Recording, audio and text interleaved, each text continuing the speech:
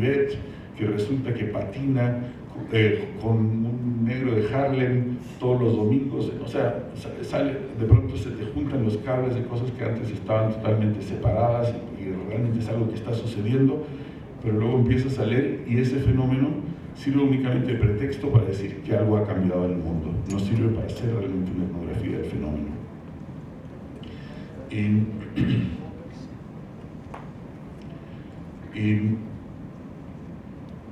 A mi modo de ver, parte de esto que llamo la cosa del síndrome del objeto residual, creo que terminó por más o menos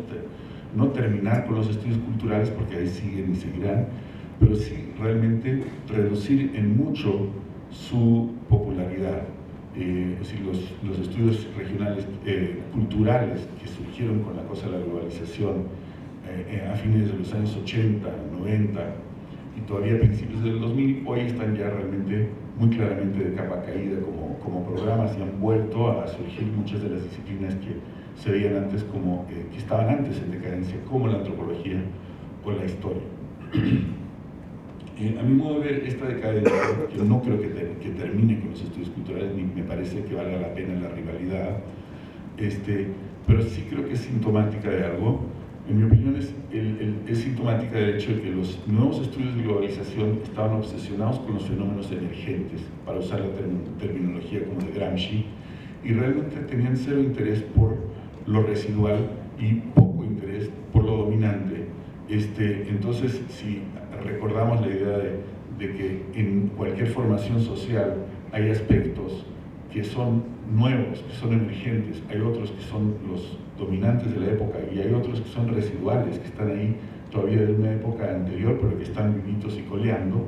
Los estudios culturales estaban sistemáticamente enfocándose en el fenómeno emergente y no tenían una metodología para ver cómo funcionaba lo residual en la sociedad. Esto creo que terminó por darle como una sensación de superficialidad a ese método, y por esto creo que ha vuelto un poco la etnografía y también la historia. La conclusión provisional de todo esto es que si bien los estudios sociales de la globalización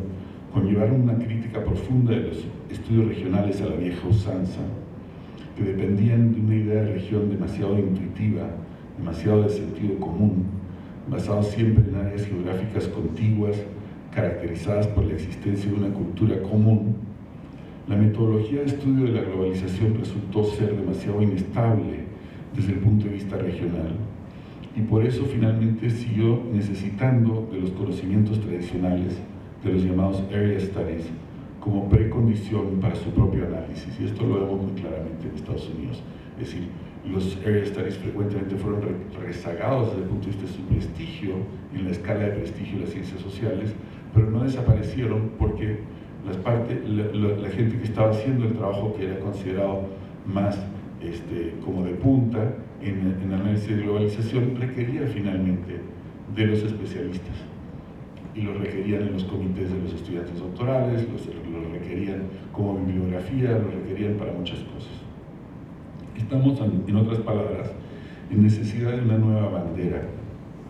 y de nuevas síntesis. La postura de los 90 ya se agotó. Visto esto, paso a una serie de consideraciones respecto de las implicaciones que ha tenido la trayectoria que vengo discutiendo para el enfoque hacia la cultura regional que desarrollé en mi libro Salidas del Laberinto, que fue publicado originalmente en el 92 y que ha sido finalmente mi contribución a los estudios regionales, es que le he tenido de cesa, porque la mayor parte de mi trabajo posterior no está en ese tema. Creo que una de las cosas que pensé a la hora de estar preparando estos comentarios es que ese libro fue escrito en un momento un poco curioso desde el punto de vista de esta historia. Por una parte porque fue pensado en los años 80, y los trabajos del campo fue hecho en la primera mitad de los años 80, y la escritura se hizo la mayor parte también en los años 80. Tardé en publicarlo algunos años simplemente porque era un investigador joven, y los investigadores jóvenes batallan para publicar sus libros.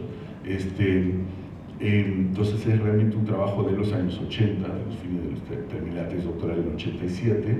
entonces que era una época un poco previa, o justo el momento en que estaba realmente empezando a surgir esta manera de ver la antropología de la globalización. Es una parte del problema, pero la otra parte es que es un trabajo que fue hecho realmente entre México y Estados Unidos. Lo escribí en México, era yo profesor en la UAM y al final en el Colegio de México, pero fue escrito como tesis doctoral para una universidad norteamericana. Entonces es un trabajo que está, digamos, sentado en una tensión entre lo que está sucediendo en términos regionales en México y en Estados Unidos. Pienso que esos factores hacen que el libro esté en una situación un poco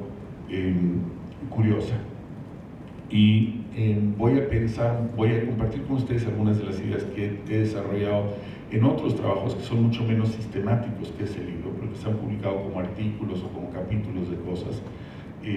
que no han tenido un propósito tan ambicioso de repensar la región como tenía ese libro, pero que sí creo que he desarrollado como algunas ideas de pedazos que eran problemáticos. Voy a comenzar como sintetizando algunos aspectos del estudio que hice